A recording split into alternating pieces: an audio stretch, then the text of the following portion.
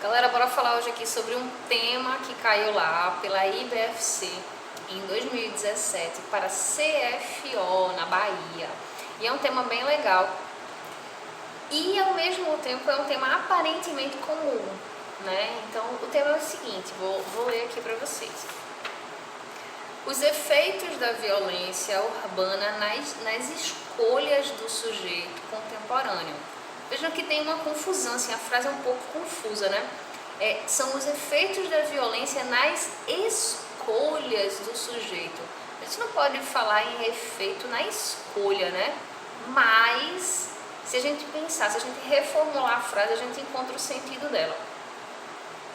As escolhas do sujeito, muitas vezes, é que vão levá-lo, né, a determinadas consequências. Então, alguns atos de violência decorrem da permissão, digamos assim, do sujeito, tá? Então, quais são as violências mais comuns no Brasil?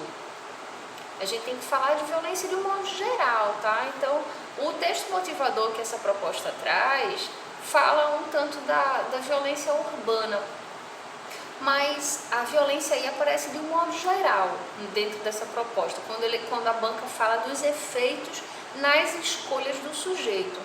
Então, a gente tem os indicadores, né, de violência dos países, lançam a ideia de que os índices de homicídio é que devem realmente, digamos assim,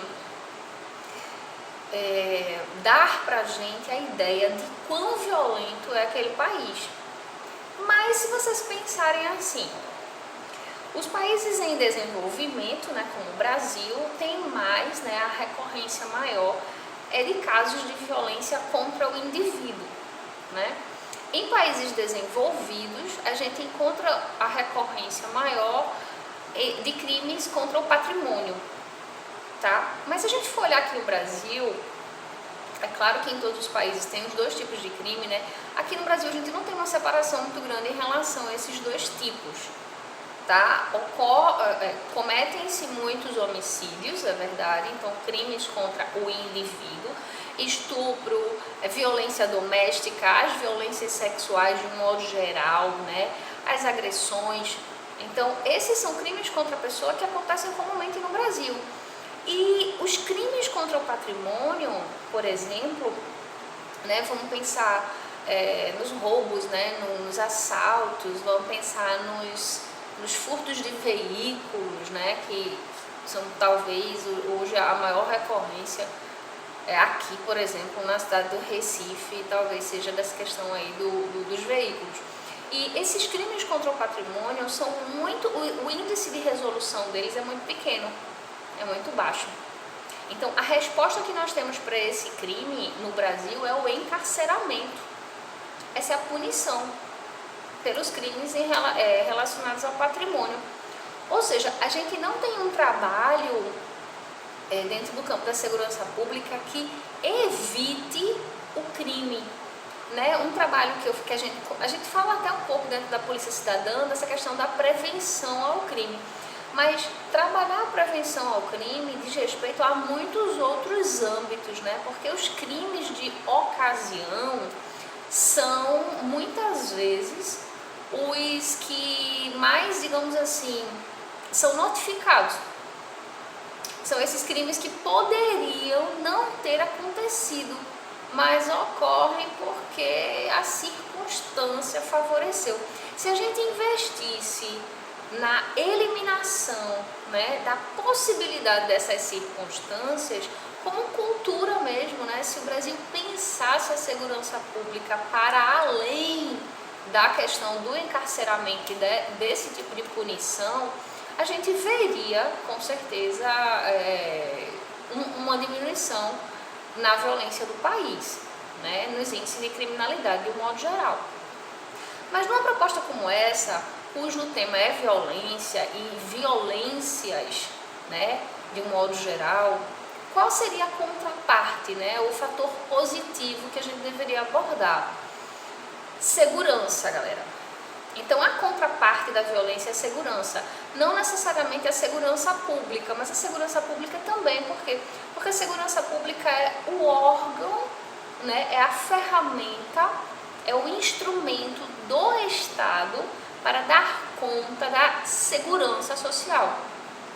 Mas quem deveria realmente prover a segurança? Né? A gente vem para o texto constitucional, a segurança está lá, né, no artigo 5º da Constituição.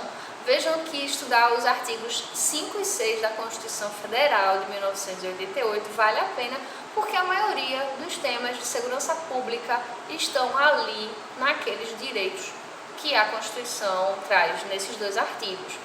Então, quando a gente fala de segurança como direito social básico, que deve ser provido pelo Estado, esse aí é o lado que a gente deve colocar como o aspecto positivo e ideal numa discussão como essa.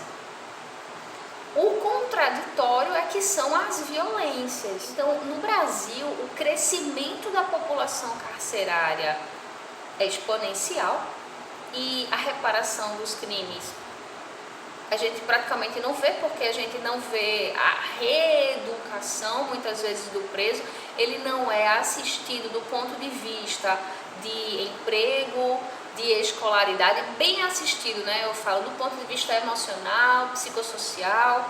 Então, essa reeducação deveria estar dentro da pena, né? Deveria estar como central a pena de qualquer um indivíduo que entrasse ali no sistema carcerário. E a partir desse ponto de resgate desse indivíduo, a gente poderia começar a pensar, depois disso, na ressocialização, né? Na reintegração, ou melhor, na integração social dele. A gente só pode falar em integração social depois que passar pelo processo de reeducação, tá? Então, é preciso que no Brasil a cultura da gente mude e que a gente pense em planejamento, porque planejar a segurança pública para além da punição, né, pensando nos componentes todos que envolvem essa área tão importante do país, não é só necessário, como é urgente. Enquanto a gente não pensa a segurança pública, diversas são as violências que continuam sendo gestadas na sociedade. E criar leis, galera, criar presídios, aumentar o rigor da punição aí no pacote anticrime, essas medidas, no lugar de diminuir a incidência no crime, só aumentam. Então a gente está indo para o lado errado. A segurança pública é matéria de Estado, mas ela também tem que ser pauta da sociedade civil. Nós, como cidadãos, precisamos pressionar os órgãos gestores para que eles coloquem como matéria de governo esse assunto, porque essa é sim uma prioridade social.